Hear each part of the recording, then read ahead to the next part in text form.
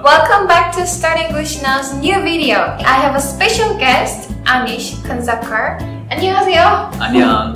Hi everyone. A lot of you guys asked questions regarding H1b visas and how to get a job in the States as an international student. So today we have a right person to answer your questions. So Anish has gone through the process and I felt that Anish can tell you guys about his own experience. Hi everyone, again, my name is Anish Kansakar. I am from Nepal, Kathmandu, the capital city of Nepal. So Anish, you're now working for Theory, right? Yes, I'm working for Theory as a technical business analyst, and Theory is basically an affordable luxury clothing brand. So I've only started working here a couple of months back, but how slowly I will tell you all my story, how I got to this point where I am working in Manhattan for this big company. So Anish, when did you come to the States? I came to the States 10 years back in 2007, and it's actually going to be exactly 10 years next weekend. Oh, cool. Yeah. Congrats. I came to the States in 2007, so right after I finished my high school in Nepal. I came here to do my bachelor's. I went to a college in New Jersey, and it was a very small town, like a suburban area, far away from New York City. And I basically I did my bachelor's in accounting and economics. After I graduated, after I had internships, then I started getting into the professional world where I started working, and I've had this is my third professional job in my career so far. So yeah. So Anish, what has your journey been like in the US for the past 10 years? Yeah, oh my god, 10 years, that's a long time, right? It's a decade. So the only word, if I had to say, that I can think of is it's been a roller coaster ride. And by that I mean, a lot of experiences, learning a lot of things, like gaining new things, meeting so many people, switching careers to whatnot, going through the whole H1b process. As a student, getting out of that, going through that anxiety level where you don't know what's going to happen. I'm sure Summer has already talked to you guys about all of that history of international students' life in the US. So yeah, it's been a roller coaster. Did you start your career as an intern first, or did you find a full-time job first? So to answer that question, I would have to say after I came to the US, I started working even before internship. I was working on campus. So the moment I came to the US, I started looking for jobs on campus, and luckily I was able to find a job in the admissions department and the campus security. And eventually, as the years, like during my sophomore year and then junior year was my third year was when I got an internship at this accounting firm. And through internship, I was able to expand my resume, build up my resume, and eventually I was offered a role after I graduated. So that's how I was able to squeeze or move into a professional job. Was it easy to find an internship position at the company, or was it quite a lot of work? At least based on my experience, it was a lot of work. I know there are people, I have friends who have had it very easy. They just apply the first internship that they apply to, they received it. In my case, I actually was working a lot with my career advisors, working with the career development department, my professors, trying to get that internship. So I was applying to more than 10, 20 jobs, but somehow none of those led to my internship. But the funny thing is, my first on-campus job working on the admissions department, so because I had this relationship with one of the counselors in the admissions department, she connected me to one of her friends, and then luckily also happened to have an accounting firm, and then they took me as an intern. So it was a very not a conventional process, but network was basically what got me my first internship. But I guess it's really common to find a job through your friends or professors or like through a person that you know personally. And that was my case as well. Like my first internship actually was through just an online application. But the second, my full-time job, my first full-time job in the States was through a friend of mine from one of the classes that I was taking in school. Right. So I think it happens a lot through a friend of yours, probably, yes. if you find a job in the States. Yes. So always remember to, I would say, build that network, always make friends, make sure you have the professional connection with everyone you meet throughout your college life and even after that. Mm-hmm. Oh. So I did my internship in an accounting firm, and this was during my college, so during my undergrad. I did it for almost 2 years, and after that, right before I graduated, I was able to find another internship, and because I was able to, put that previous accounting internship experience in my resume, and I was able to talk about my experience during the interview process. They took me in. This was working for a small finance company that did equity research on big companies. So this was a finance job as opposed to accounting job, for accounting internship. And eventually, after I graduated, because they liked my job, like how I performed, and I was able to build that trust with my employers, they were willingly, able to sponsor my H1b. Cool. And then I got a full-time offer, they extended an offer, and then after that, well, it was actually, they offered me a full-time position first, and only after I was able to prove myself to them, they were willing to sponsor me. Oh, I see. So I think that's the points that a lot of international students want to hear more about, because a lot of my followers or subscribers asked me about whether it's really difficult to find a company that sponsors an H1b visa to international students or not. Right. That's a good question, because I think it depends on a case-by-case basis, especially here. So usually all these big corporations, let's say like big four companies, accounting firms or finance companies, or big pharmaceutical companies, any big corporations, they usually sponsor for international students.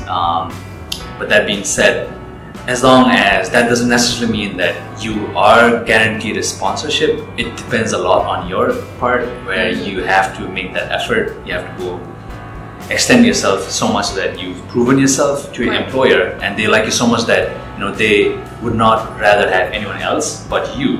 Right. So instead of hiring, let's say, someone else that they do not know, who does not have any experience, and even though if that person is not international, because you have built that trust relationship with your employer, and because they like how you work, and being international students, we tend to work even harder. They really appreciate that, and they would be willing to sponsor you. Right.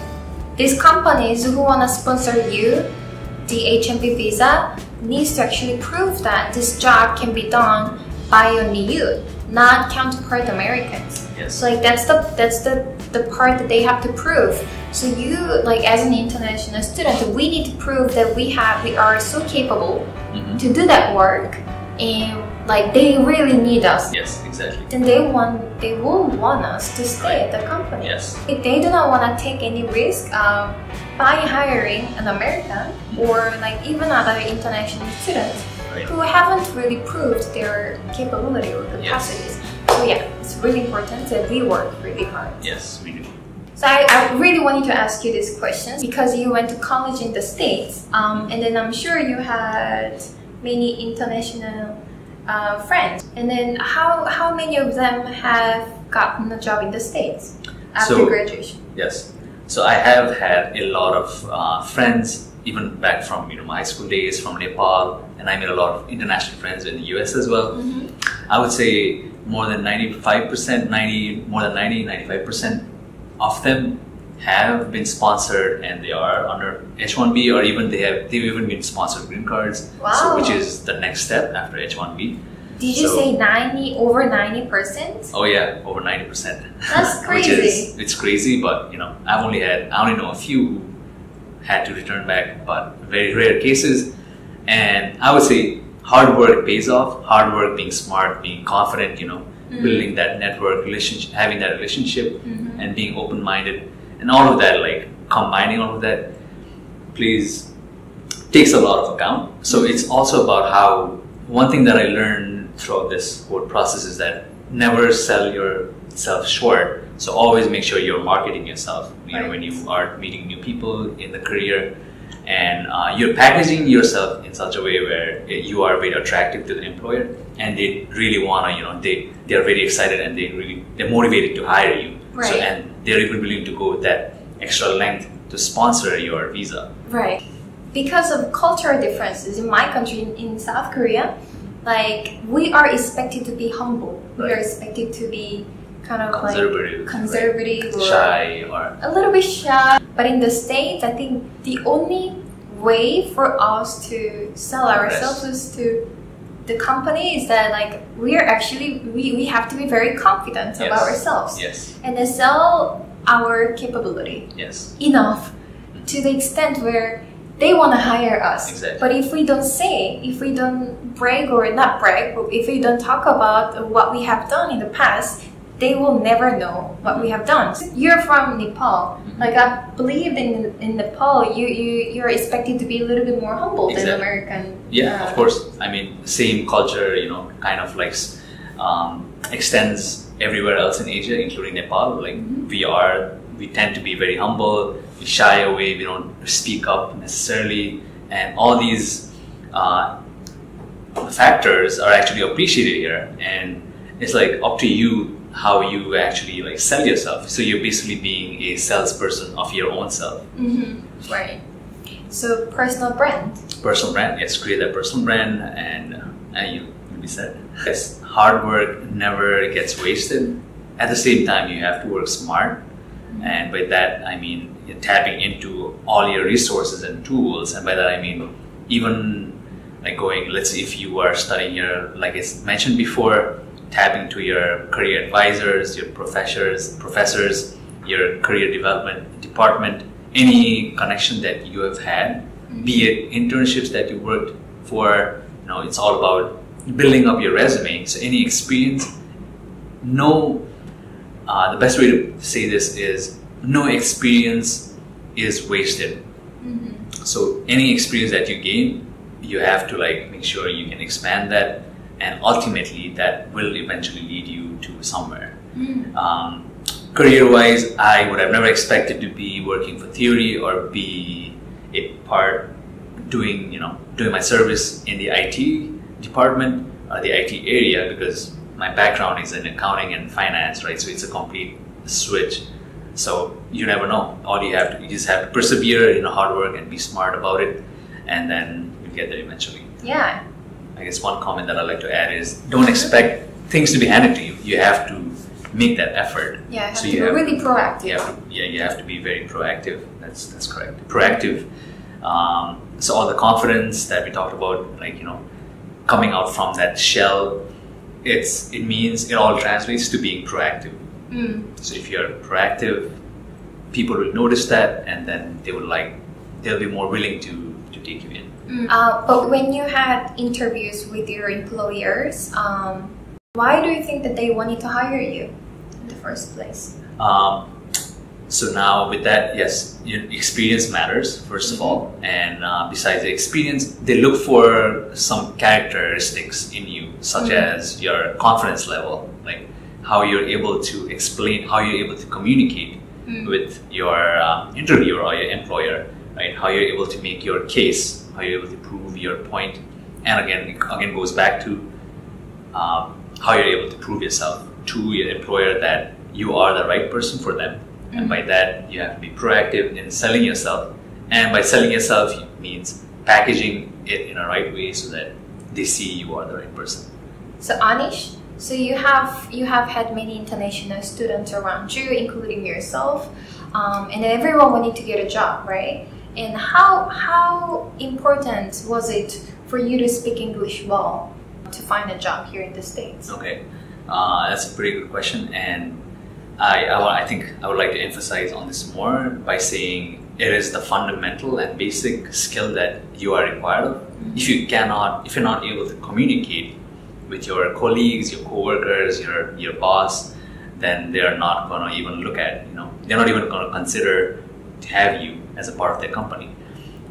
So learning to speak English should be the first thing on the list. And it's also, again, up to you. Remember, I said 95% of my international friends, including all my friends from Nepal, who have, again, maybe some had background of, they had the opportunity to study, they were able to practice English back home, but not all of them, and more than 95% of them got a job here. So that means even after coming to the US, they were capable of developing that English skill. So it is, again, up to you, and as long as you don't lose sight of where you want to be, and you make sure that you are improving your skill on speaking English, you are definitely going to, it's all about repetition, practice, as long as you practice and do that, it's up to you, and you'll get there, and it's going to improve.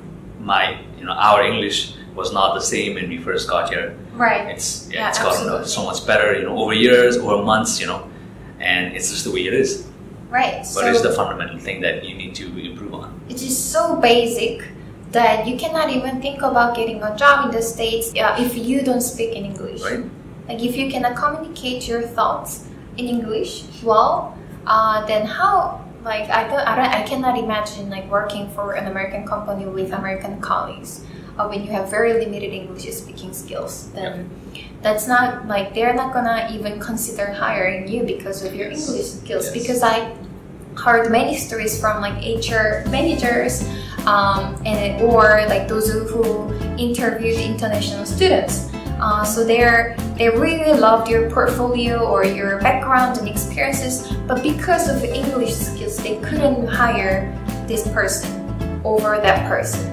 Although they love like this person's experience and background. So English is just really basic.